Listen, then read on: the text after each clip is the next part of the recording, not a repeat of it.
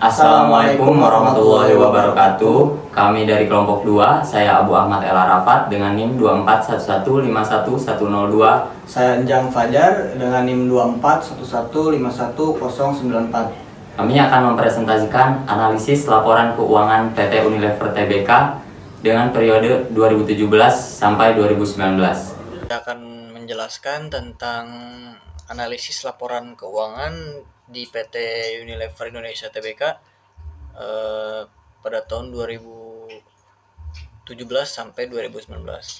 Nah, di sini yang pertama itu ada abstrak ya. Nah, jadi abstrak ini bertujuan untuk atau penelitian ini ya.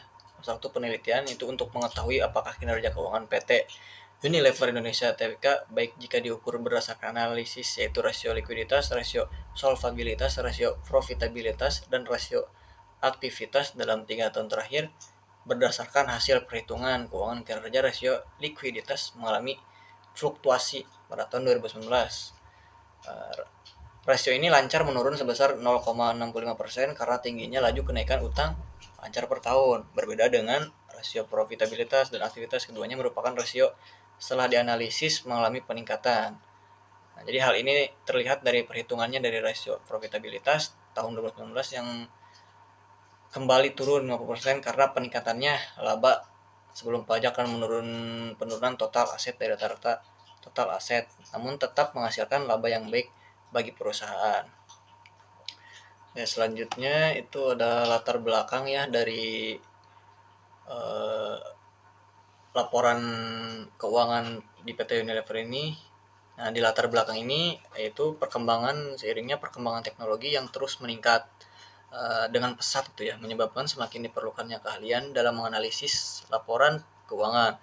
Untuk itu, manajer dituntut memilih informasi dalam jaringan yang luas untuk mengetahui kondisi perusahaan saat ini maupun perkiraan kondisi di masa yang akan datang. Jadi dengan penganalisian laporan keuangan ini membantu pihak-pihak yang berkepentingan dalam memilih dan mengevaluasi informasi dan hanya berfokus dengan informasi tersebut, sehingga setiap perusahaan itu dituntut untuk meningkatkan daya saingannya masing-masing. Namun pada hakikatnya hampir semua perusahaan mengalami masalah yang sama, yaitu bagaimana mengalokasikan sumber daya yang dimiliki secara efektif dan efisien guna mencapai tujuan perusahaan, yaitu memperoleh laba maksimal dan mempertahankan eksistensi perusahaan. Nah, di sini ada latar belakang bagi manajemen. Nah, jadi di latar belakang bagi manajemen ini yaitu informasi yang diperoleh itu berfungsi sebagai salah satu bahan pertimbangan dasar pada proses pengambilan keputusan atau pengkoordinasian dan pengendalian perusahaan. Jadi pada kenyataannya sering alat-alat analisis tersebut belum dimanfaatkan oleh perusahaan gitu. Jadi laporan keuangan ini sebagai sumber informasi bagi manajer dalam pengambilan keputusan, perencanaan dan pengendalian belum dilaksanakan secara optimal pada pengambilan keputusan tersebut. Jadi slide selanjutnya itu ada landasan teori. Nah, di sini saya akan menjelaskan tentang landasan teori. Nah, di landasan teori ini ada 2 poin ya. Nah, di poin yang pertama itu ada kinerja keuangan. Jadi kinerja keuangan ini atau kinerja perusahaan ini merupakan suatu yang dihasilkan oleh suatu perusahaan dalam periode tertentu gitu dengan mengacu pada standar yang ditetapkan. Jadi kinerja perusahaan ini hendaknya merupakan hasil yang dapat diukur dan menggambarkan kondisi empiris suatu perusahaan di berbagai ukuran yang disepakati. Oke, selanjutnya itu ada analisis rasio keuangan dari landasan teori tersebut. Nah, dari analisa rasio keuangan ini dari sudut pandangan investor itu analisa laporan keuangan ini digunakan untuk memprediksi masa depan gitu kan. Sedangkan dari sudut pandang manajemen itu beda lagi. Jadi analisis dari laporan keuangan ini digunakan untuk membantu mengantisipasi kondisi di mana kondisi di masa depan gitu, dan yang lebih penting sebagai titik awal untuk perencanaan tindakan yang akan mempengaruhi peristiwa di masa depan. Nah, di sini ada jenis-jenis rasio sebagai berikut ya. Yang pertama itu ada rasio likuiditas, yaitu rasio yang digunakan untuk mengukur kemampuan perusahaan untuk memenuhi kewajiban finansial jangka pendek. Yang kedua ada rasio solvabilitas, yaitu rasio yang digunakan untuk mengukur kemampuan perusahaan untuk membayar seluruh kewajibannya, baik jangka pendek maupun jangka panjang. Nah, terus yang ketiga ada rasio profitabilitas, yaitu rasio yang digunakan untuk mengukur seberapa besar kemampuan perusahaan memperoleh laba baik hubungan dengan penjualan aset maupun laba rugi modal sendiri. Nah, yang terakhir ini dari rasio keuangan ini ada rasio aktivitas, yaitu rasio yang digunakan untuk mengetahui sejauh mana efisiensi perusahaan sehubungan dengan pengelolaan aset perusahaan untuk memperoleh penjualan.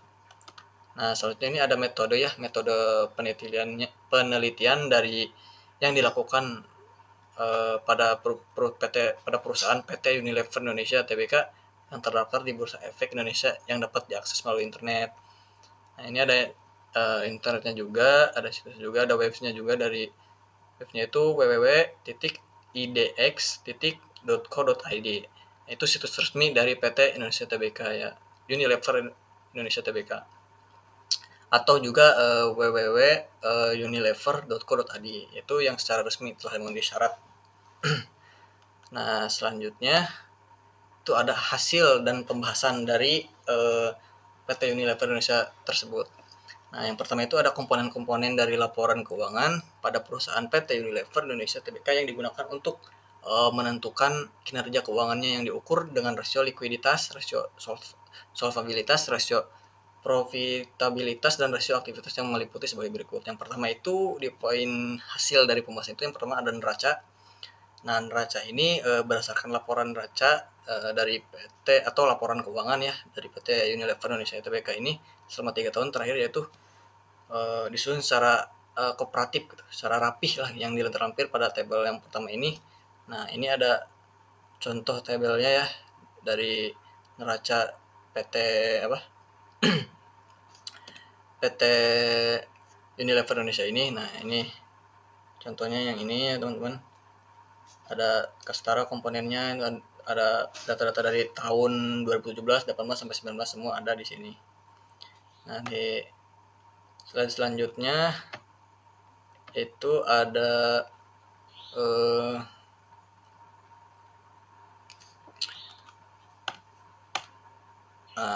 laba rugi. Itu berdasarkan laporan rugi laba pada PT Unilever Indonesia selama 3 tahun terakhir, yaitu pada tahun 2017 sampai 2019. Disusun laporan ini laba secara kooperatif seperti yang terlampir pada tabel yang kedua ini. Nah, yang pertama itu ada komponennya banyak ya, ada penjualan bersih, harga pokok, laba bruto, laba sebelum pajak, laba tahun, dan seterusnya. Ini ada hasil dari 2017, 18, 19 semuanya ada. Jadi mungkin dari saya cukup di sini. Sisanya teman saya melanjutkan materi yang sebelumnya teman saya sampaikan. Di sini kita masuk ke likuiditas. Berdasarkan laporan keuangan PT Unilever Indonesia terbuka, sebagaimana telah disajikan dalam komponen neraca dan komponen rugi laba selama 3 tahun, yaitu tahun 2017 sampai 2019, setelah mengetahui pengolahan, maka perhitungan analisis kinerja keuangan ditinjau dari aspek rasio likuiditas, yaitu current ratio, cash ratio, dan quick ratio pada PT Unilever Indonesia terbuka. Tampak pada sebagai berikut. Current ratio. Rasio ini menunjukkan kemampuan perusahaan untuk membayar utangnya yang harus segera dipenuhi dengan menggunakan aktiva lancar yang dimilikinya. Untuk rumus current ratio, itu aktiva lancar per kewajiban lancar. Ini tampak tabel dan ini. Dari tabel di atas memberikan gambaran secara jelas tentang kondisi current ratio pada PT Unilever Indonesia terbuka, menunjukkan bahwa pada tahun 2018 tingkat current ratio adalah sebesar 71%, mengalami kenaikan sebesar 2%, serta terjadi penurunan besar sekali dari rata-rata perubahan current ratio per tahun terlihat pada tahun 2019 dibandingkan dengan tahun 2018, yaitu sebesar 65% current ratio yang dihasilkan dengan penurunan 6%. Yang kedua, cash ratio. Rasio ini menunjukkan kemampuan perusahaan untuk membayar hutang jangka pendeknya dengan kas dan surat berharga yang terdapat segera diuangkan. Untuk rumus cash ratio yaitu kas ditambah sekuritas per kewajiban lancar. Dan bisa dilihat di sini rumus dan tabelnya. Dari tabel di atas memberikan gambaran secara jelas tentang kondisi cash ratio atau rasio kas pada PT Unilever Indonesia terbuka, menunjukkan bahwa pada tahun 2018 tingkat cash ratio sebesar 90% mengalami kenaikan sebesar 2%, serta tidak terjadi penurunan ataupun kenaikan pada cash ratio di tahun 2019, yaitu sebesar 90%. cash ratio. Lanjut, quick ratio. Rasio ini merupakan besar alat liquid yang paling cepat atau bisa digunakan untuk melunasi hutang lancar. Untuk rumus quick ratio sendiri yaitu aktiva lancar dikurang persediaan per kewajiban lancar. Bisa dilihat di sini ada tabel dan rumusnya.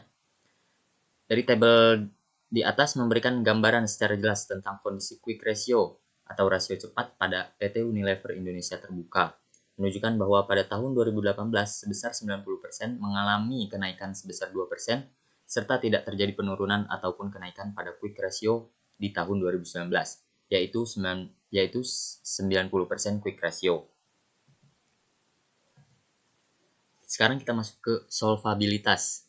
Berdasarkan laporan keuangan PT Unilever Indonesia Terbuka, sebagaimana telah disajikan dalam komponen neraca dan komponen rugi laba 3 tahun terakhir, yaitu di tahun 2017 sampai 2019, setelah melalui pengolahan, maka perhitungan analisis kinerja keuangan ditinjau dari aspek rasio solvabilitas, yaitu debt to asset ratio atau DAR, bisa disingkat, dan debt to equity ratio atau bisa disingkat DER pada PT Unilever Indonesia Terbuka sebagai berikut. Debt to asset ratio. Rasio ini merupakan perbandingan antara total hutang dengan total aktiva, sehingga rasio ini menunjukkan sejauh mana hutang dapat ditutupi oleh aktiva. Untuk rumus DAR atau debt to asset ratio adalah total hutang per total aktiva. Bisa dilihat itu DAR-nya, dan di sini ada tabelnya. Dari tabel di atas memberikan gambaran secara jelas tentang kondisi debt to asset ratio pada PT Unilever Indonesia Terbuka, menunjukkan bahwa pada tahun 2018 tingkat debt to asset ratio-nya adalah sebesar 67%, mengalami penurunan sebesar 2%, serta terjadi kenaikan pada debt to asset ratio di tahun 2019. Dibandingkan dengan tahun 2018, yaitu sebesar 69%, debt to asset ratio yang dihasilkan dengan kenaikan 2%. Lanjut ke debt to equity ratio atau DER. Rasio ini merupakan perbandingan antara total hutang, yaitu hutang lancar dan hutang jangka panjang, dan modal yang menunjukkan kemampuan perusahaan untuk memenuhi kewajibannya dengan menggunakan modal yang ada.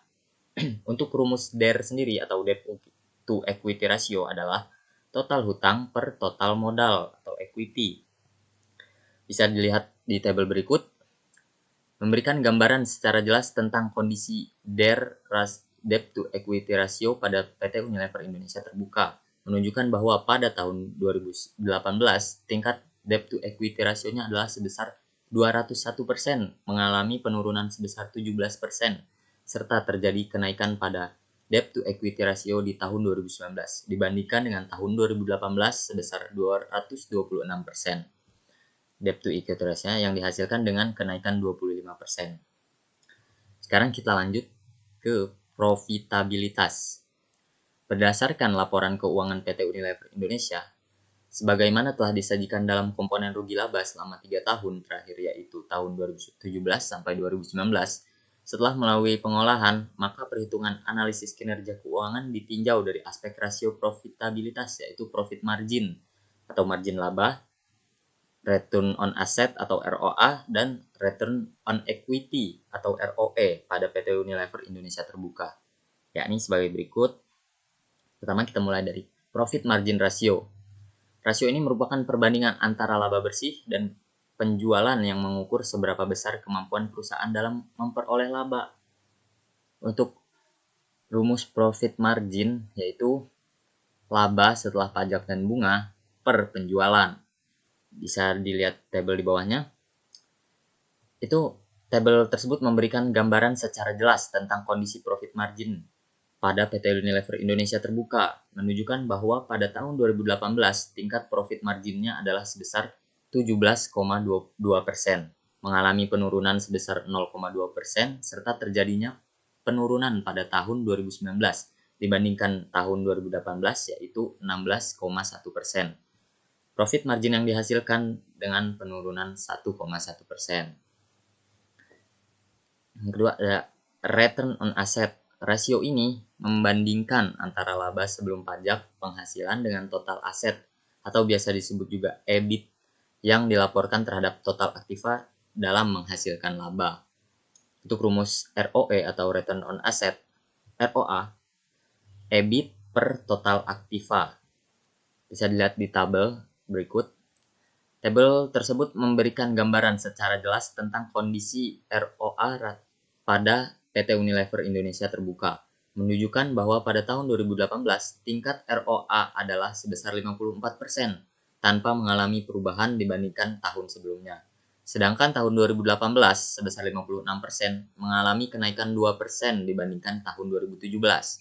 Serta terjadi penurunan sangat besar pada return on asset di tahun 2019 dibandingkan dengan tahun 2018, yaitu sebesar 50%.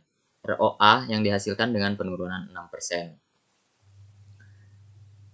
Lanjut ke ROE atau Return on Equity, merupakan rasio yang membandingkan antara laba bersih, laba setelah bunga dan pajak, dan jumlah modal sendiri.